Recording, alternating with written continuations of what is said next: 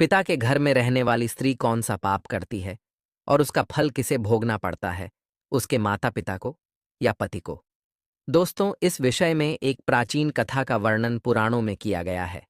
आज हम आपको वह महान कथा सुनाने वाले हैं। एक समय की बात है, देवर्षि नारद यमलोक में यमराज से मिलने के लिए जा रहे होते हैं, तो उन्हें यम मार्ग में स्थित नरकों में अनेक स्त्रियां यातनाएं भोगती हुई दिखाई पड़ती है, जिन्हें देखकर देवर्षि को बड़ा विस्मय होता है। उन स्त्रियों का अंग अंग जल रहा होता है और वे जोर जोर से चीत्कार कर रही होती है, हाय, हमने पिता के घर में रहकर घोर पाप किया है, अब हमें इस पाप से मुक्ति कैसे मिलेगी? उनका करुण विलाप सुनकर नारद जी यमराज के पास चले जाते हैं। नारद जी को देखकर यमराज उनका स्वागत करते हुए कहते हैं, हे देवर्षि, यमपुरी में आपका स्वागत है। आज किस प्रयोजन से आपका यमपुरी में आगमन हुआ है?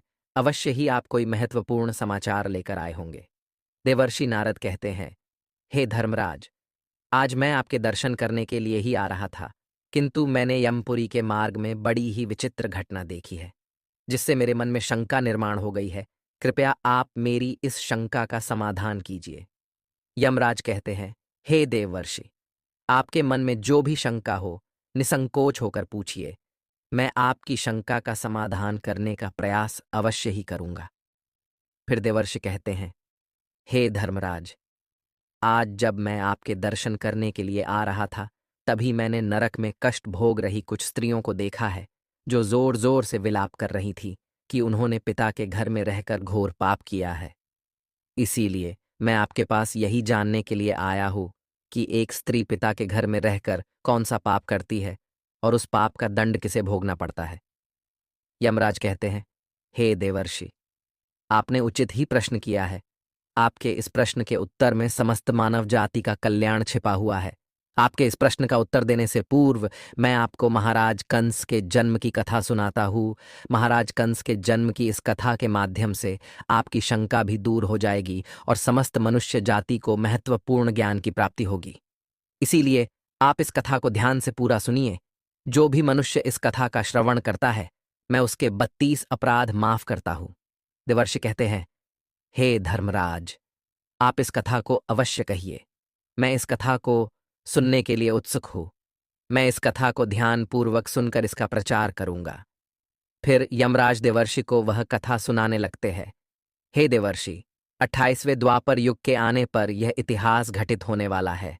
यदुकुल नरेश वीरवर उग्रसेन के यहाँ पर जो घटना घटित होने वाली है, मैं उसी का भूतकाल के रूप में आपके समक्ष वर्णन करता हूँ। माथुर प्रदेश में मथुरा नाम की नगरी है। उस नगरी में उग्रसेन नाम के यदुवंशी सम्राट राज्य करते थे।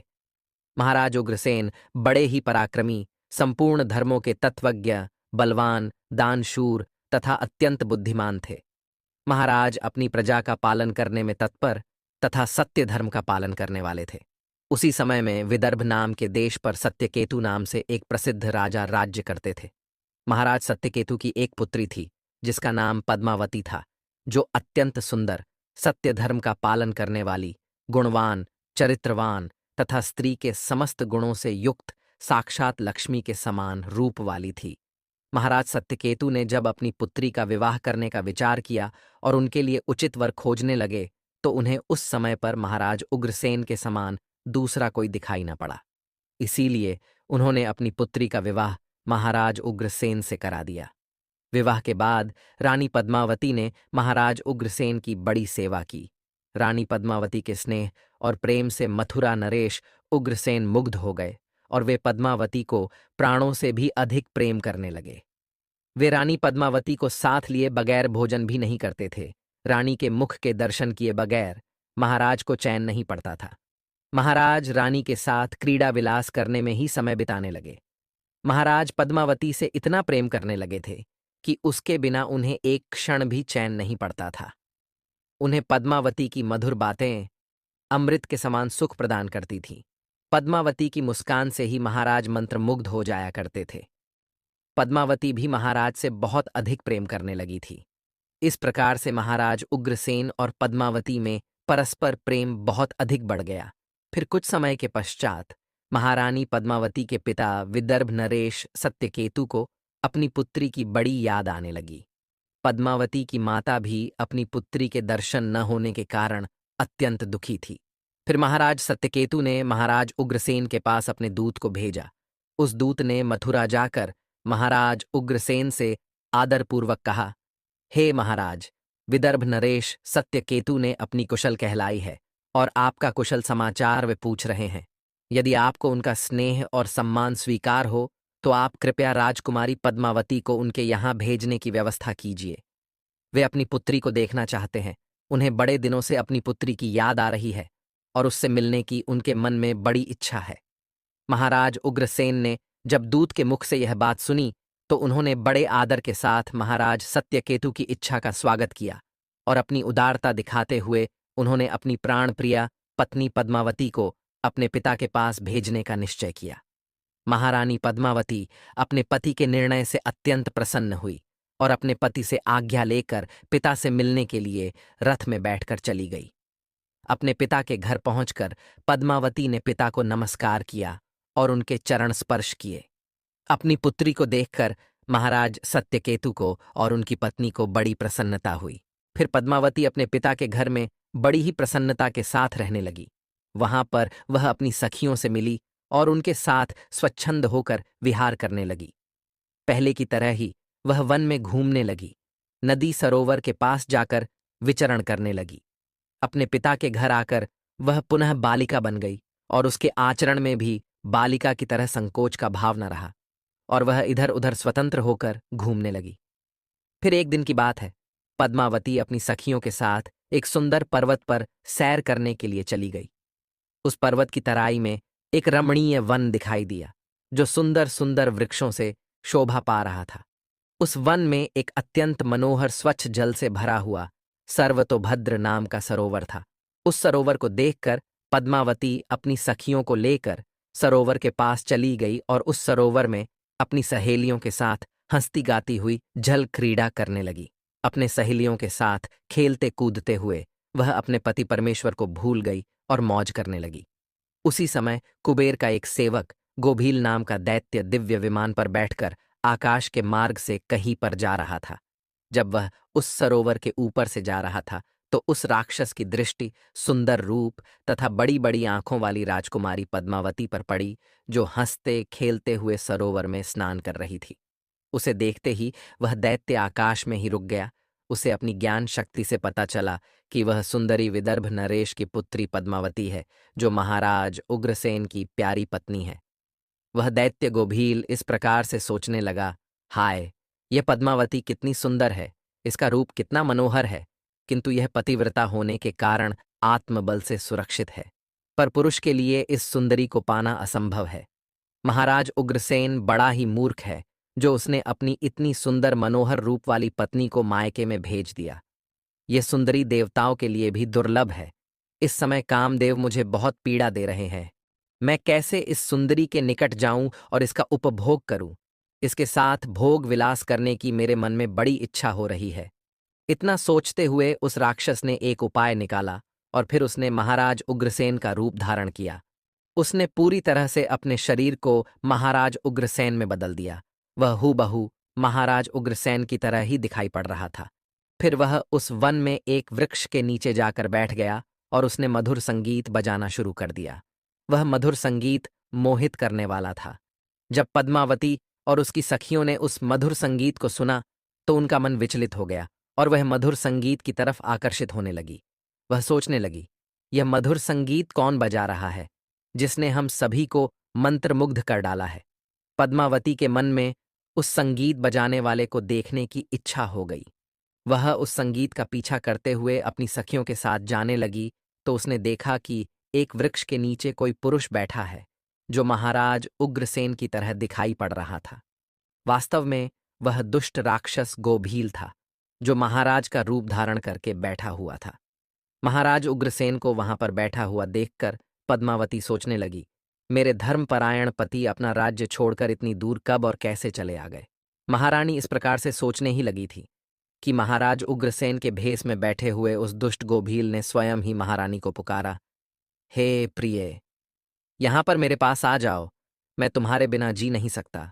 सुंदरी, तुमसे अलग रहकर मुझे चैन नहीं पड़ रहा था, तुम्हारे दर्शन किए बगैर भोजन करना भी असंभव हो गया था। इसी कारण से मैं खुद ही चलकर तुम्हारे पास आ गया हूं। मैं तुमसे एक क्षण भी दूर नहीं रह सकता। अपने पति के ऐसे वचन सुनकर महारानी पद्मावती कुछ लज्जित सी हो गई और शर्माते हुए वे उनके सामने जाकर खड़ी हो गई। फिर महाराज के भेष में बैठे उस पापी ने महारानी का हाथ पकड़ लिया और उन्हें लेकर जंगल में एकांत स्थान पर ले गया।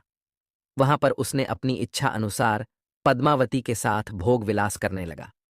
लेकिन महाराज उग्रसेन के गुप्त अंग में कुछ एक निशानी बनी हुई थी जो इस बहरूपीय के शरीर के अंग पर दिखाई नहीं पड़ रही थी, जिसे देखकर महारानी अचानक से भयभीत हो गई। उसे समझ में आ गया कि यह महाराज उग्रसेन नहीं है, उनका रूप धारण करके कोई बहरूपिया आया है। महारानी पद्मावती तुरंत वहां से उठ खड़ी हुई और अपने वस्त्र संभाल कर पहन लिया। महारानी के हृदय में इस घटना से बड़ा दुख हुआ। एक पापी बहरूपीये ने महाराज का रूप धारण करके उनका उपभोग किया, जिससे महारानी बहुत क्रोधित हो गई और उस राक्षस से कहने लगी, अरे नीच, जल्दी बता तू कौन है। तूने महाराज का रूप धारण करके मेरा उपभोग करके घोर पाप किया है। तू महापापी और निर्दयी है। इतना कहकर महारानी की आंखें भर आई और वह रोते हुए उस पापी को श्राप देने लगी। हे दुष्ट, दुरात्मा, तूने मेरे पति का रूप धारण करके मेरे साथ छल किया है। मेरे इस पवित्र शरीर को मलिन कर दिया है। मेरे उत्तम पतिव्रता व्रत को नष्ट कर डाला है। अब यहीं पर तू मेरा प्रभाव देख ले। मैं तुझे अत्यंत कठोर श्राप दूंगी। रानी पद्मावती की बात सुनकर वह राक्षस गोभील अपने असली रूप में आ गया और कहने लगा, हे दुष्टा, पतिव्रता स्त्री से तो समस्त राक्षस और दानव दूर भागते हैं। मैं तो जन्म और कर्म से राक्षस ही हूं, इसीलिए मुझे श्राप देने से पूर्व तुम मेरे दोष का विचार करो। तुम मुझे कौन से अपराध के लिए श्राप दे रही हो? मेरे राक्षसी स्वभाव के कारण ही मैंने ऐसा कृत्य किया है। पद्मावती कहने लगी, हे पापी राक्षस, मैं साध्वी और पतिव्रता नारी हूँ। मेरे मन में मेरे पति का ही वास है। मैं केवल अपने पति की ही कामना करती हूँ। मैं सदा उन्हीं के लिए व्रत एवं तपस्या करती हूँ। मैं अपने धर्म मार्ग पर चल रही थी, किंतु तूने माया रचकर मेरे साथ अन्याय किया है। मेरा पतिव्रता धर्म नष्ट कर डाला है। इसीलिए हे दुष्ट, मैं तुझे भस्म कर डालूंगी। फिर वह राक्षस गोभील कहने लगा, हे राजकुमारी, यदि तुम उचित समझो तो मेरी बात सुनो। मैं धर्म की बात कह रहा हूं। जो स्त्री प्रतिदिन मन, वाणी और क्रिया द्वारा अपने पति की सेवा करती है, पति के संतुष्ट होने पर ही स्वयं संतुष्ट होती है। पति के गुस्सा होने पर भी उसका त्याग नहीं करती, उसके दोष का विचार नहीं करती, अपने पति के हर काम में उसका साथ देती है। पति के अलावा कभी किसी पुरुष का विचार तक नहीं करती, वह स्त्री पतिव्रता कही गई है। यदि कोई स्त्री खुद का कल्याण चाहती है तो वह अपने पति का कभी त्याग नहीं करती। पति चाहे रोगी हो, कोढ़ी हो, बूढ़ा हो, अंगहीन हो अथवा पापी हो, पतिव्रता स्त्री कभी अपने पति का परित्याग नहीं करती है। जो स्त्री अपने पति को छोड़कर अपना मन दूसरे कार्यों में लगाती है, पति को भूलकर खुद मौज उड़ाती है, स्वेच्छाचारिणी बनकर पति को छोड़कर अकेले ही इधर उधर घूमने लगती है, उसे संसार में व्यभिचारिणी कहा गया है। जो स्त्री पति की अनुपस्थिति में श्रृंगार करती है, सज धज कर इधर उधर घूमती है, विहार करती है, दूसरे पुरुषों के सामने नाच गाना करती है, उसे कुल्टा कहा जाता है। हे राजकुमारी, तुम बताओ, अपने पति को छोड़कर तू इस वन में किस लिए आई है? पति की सेवा करना छोड़कर तू सज धज कर श्रृंगार करके इस वन में क्यों भटक रही है? तुझे शर्म नहीं आती? और फिर तू किस मुंह से कह रही है कि तू पतिव्रता है? कर्म से तो तुम पतिव्रता दिखाई नहीं पड़ती हो। तुम पति के बिना निर्भय होकर इस पर्वत में और वन में मतवाली होकर घूम रही हो, इसीलिए तुम पापिनी हो। मैंने तुझे सही राह पर लाने के लिए ही तेरा उपभोग करके तुझे दंड दिया है। अब तू इसके बाद कभी ऐसी धृष्टता नहीं करेगी। इसीलिए तुम मुझे बताओ तो, पति को छोड़कर किस लिए यहां पर आई हो? ये श्रृंगार, ये आभूषण, ये मनोहर सुंदर सुंदर वस्त्र धारण करके किसके लिए घूम रही हो? तुम्हारा पति तो दूर विदेश में रहता है, तू किसके लिए इतना सज-धज कर घूम रही हो? हे पापिनी, अब बोलो ना, किस लिए और किसके लिए ये सब किया? कहाँ है तुम्हारा पतिव्रता धर्म? दिखाओ तो मुझे। व्यभिचारिणी स्त्री के समान बर्ताव करने वाली नारी, तुम इस समय अपने पति से 400 कोस दूर हो। कहाँ है तुम्हारे अंदर पति को देवता मानने का भाव? अरे दुष्ट कहीं की, तुझे शर्म भी नहीं आती? खुद के ऐसे बर्ताव पर तुझे घृणा भी नहीं होती, तू क्या मेरे सामने बोलेगी? तू खुद पाप करके यहां पर घूम रही है, सुंदर वस्त्र आभूषण पहनकर पराये पुरुषों को आकर्षित कर रही है और मुझे बता रही है कि तू पतिव्रता है। उस गोभील के ऐसे वचन सुनकर पद्मावती बोलने लगी। ओ नीच राक्षस, तू सुन, मेरे पिता ने मुझे अपनी पति के घर से बुलाया है, इसीलिए मैं आई हूँ। इसमें पाप कहाँ है? मैं काम, लोभ तथा मोह के वश में पति को छोड़कर नहीं आई हूँ। इस वन में भी मैं सदैव अपने पति का ही चिंतन करती रहती हूँ। लेकिन हे पापी, तूने मेरे पति का रूप धारण करके मुझे धोखा दिया है। एक पतिव्रता स्त्री का पतिव्रता धर्म भंग करने वाले को घोर नरक में डाला जाता है। उसे बाद में सूअर के जन्म में डाल दिया जाता है। क्या तुझे इतना भी नहीं पता? तू नहीं जानता, मैं अपने पति से बहुत प्रेम करती हूँ। मैंने कभी अपने पति का अपमान नहीं किया, सदैव उनकी सेवा की है। मैंने कभी अपने पति की आज्ञा का उल्लंघन नहीं किया। तो फिर क्यों तूने एक पतिव्रता स्त्री को दूषित करने का दुस्साहस किया है? अरे दुष्ट राक्षस, देवता भी पतिव्रता स्त्री से भयभीत रहते हैं। पतिव्रता स्त्री के श्राप से तो सूर्य की अग्नि भी ठंडी पड़ जाती है, सरोवर सूख जाते हैं, वृक्ष फलहीन हो जाते हैं। पतिव्रता स्त्री के बिना यह संसार नष्ट हो जाएगा। फिर गोभील ने कहा, पद्मावती, अब मेरी बात सुनो। अंधे मनुष्य को कुछ भी दिखाई नहीं देता है। इस समय पर तुम धर्मरूपी नेत्रों से हीन हो गई थी, इसीलिए तुम अपने पति को पहचान नहीं पाई। जिस समय पर तुम्हारे मन में अपने पति का घर छोड़कर पिता के घर पर आने की इच्छा हुई, उसी समय तुम अपने मन से पति की भावना छोड़कर उनके ध्यान से मुक्त हो गई। पतिव्रता स्त्री निरंतर केवल पति का ही चिंतन करती है। जब तुम्हारे अंदर पति से दूर होने की भावना जाग गई, उसी समय तुम्हारे हृदय की आंखें फूट गईं। फिर तुम मुझे कैसे पहचान पाती? तुम अगर सच्ची पतिव्रता होती तो मुझे देखते ही पहचान लेती। पतिव्रता स्त्री के मन में केवल उसका पति ही होता है, वह अपने पति की सुगंध से उसे दूर से ही पहचान लेती है। लेकिन तुम अपने पिता के घर पर आकर अपने पति को भूल चुकी थी, इसीलिए तुमने मुझे पहचाना नहीं और अपना पति समझकर मेरे साथ चली आ गई। गोभील के इस प्रकार के निष्ठुर वचन सुनकर रानी पद्मावती को अपनी भूल का पता चल गया और उसके हृदय में बड़ा दुख हुआ। वह पश्चाताप करने लगी। फिर गोभील ने कहा, हे शुभे, मैंने तुम्हारा उपभोग किया है, जिससे तीनों लोकों को कष्ट पहुंचाने वाला पुत्र उत्पन्न होगा। यही तुम्हारे इस पाप का दंड है। इतना कहकर वह राक्षस गोभील वहां से चला गया। गोभील बड़ा ही दुष्ट और पापी था। उसके मायाजाल में फंसकर एक पवित्र नारी का पतिव्रता धर्म नष्ट हो चुका था। उसके चले जाने के बाद रानी पद्मावती अत्यंत दुखी होकर रोने लगी। उसके रोने की आवाज सुनकर उसकी सखिया दौड़कर उस स्थान पर चली आ गई और पूछने लगी, राजकुमारी, रोती क्यों हो? क्या हुआ? महाराज उग्रसेन कहाँ पर चले गए। फिर महारानी पद्मावती ने अत्यंत दुख से रोते हुए अपनी सखियों को सारी हकीकत बता दी कि किस प्रकार से राक्षस गोभील ने महाराज उग्रसेन का रूप धारण करके उनके साथ छल किया। फिर सखिया पद्मावती को उसके पिता के घर पर ले गई। वहां जाकर रानी पद्मावती शोक और दुख से थर थर कांपने लगी। सखियों ने रानी की माता को सारी बात बता दी। यह बात सुनते ही पद्मावती की माता ने महाराज सत्यकेतु के पास जाकर सारा वृतांत सुना दिया, जिससे महाराज सत्यकेतु को बड़ा दुख हुआ। उन्होंने तुरंत ही अपनी पुत्री को कुछ दूतों के साथ उसके पति के घर पर भेज दिया। उधर महाराज उग्रसेन अपनी पत्नी पद्मावती को आया हुआ देखकर बहुत प्रसन्न हुए। वे बार बार पद्मावती से कहने लगे, हे प्रिय, तुम्हारे बिना मेरा जीवन दुष्कर हो गया था। तुम और कुछ दिन ना आती तो मेरे प्राण ही चले जाते। इतना कहते ही रानी पद्मावती महाराज के गले में पड़कर फुट फुट कर रोने लगी।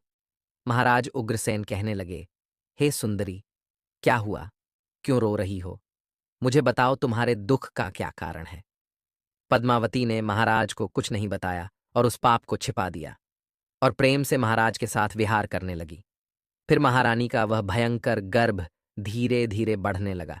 केवल महारानी ही जानती थी कि उसके गर्भ में किसका बच्चा पल रहा है। यह बात उसने कभी महाराज को नहीं बताई। अपने उदर में पल रहे उस राक्षस के बालक के विषय में सोचकर रानी को दिन रात चिंता सताने लगी थी। वह गर्भ 10 वर्ष तक बढ़ता गया और उसके बाद महाभयंकर कंस का जन्म हुआ।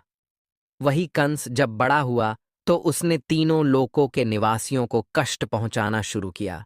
और फिर अंत में भगवान श्री कृष्ण के हाथों से उसकी मृत्यु हो गई और उसे मोक्ष प्राप्त हुआ। यमराज कहते हैं, हे देवर्षि, भविष्य में घटित होने वाली इस घटना को मैंने आपको भूतकाल के रूप में सुना दिया है। इस प्रकार से पिता के घर में जो कन्या निवास करती है वह बिगड़ जाती है। अतः कन्या को विवाह के बाद पिता के घर में अधिक समय तक नहीं रहना चाहिए। पुत्री अपने पिता के घर में रहकर जो पाप करती है उसका फल माता पिता को भोगना पड़ता है। इसीलिए किसी भी पिता को अपनी पुत्री के विवाह के बाद उसे अपने घर में नहीं रखना चाहिए। जिस पुरुष के साथ उसका विवाह किया गया है उसी के घर में स्त्री का पालन पोषण होना चाहिए। वहां रहकर जब वह भक्तिपूर्वक अपने पति की सेवा करती है उसे दोनों कुल की कीर्ति बढ़ती है। पिता के घर में आने पर वह फिर से अपने पुराने दिनों को याद करती है और पति को भूल जाती है। ऐसे में उसके द्वारा अनजाने में ही भयंकर पाप हो सकता है। विवाह के बाद स्त्री की रक्षा केवल उसका पति ही कर सकता है। पति से दूर रहने वाली स्त्री के मन में कभी भी पाप उत्पन्न हो सकता है। वह मोहवश पराये पुरुष के चंगुल में फंस सकती है। इसीलिए उचित यही है कि उसे उसके पति से दूर न किया जाए। यदि वह स्त्री ससुराल में रहकर पाप करती है तो उसका फल उसके पति को भोगना पड़ता है। पुत्री के उत्तम गुणों से ही पिता की कीर्ति बढ़ती है, इसीलिए पुत्री का स्थान उसके पति के घर पर ही होता है। दामाद के साथ भी कन्या को अपने घर में नहीं रखना चाहिए। तो दोस्तों, इस प्रकार से धर्मराज ने देवर्षि नारद को रानी पद्मावती की कथा सुनाकर संसार को उत्तम संदेश दिया है। आपको यह कथा कैसी लगी? कमेंट करके अवश्य बताएं।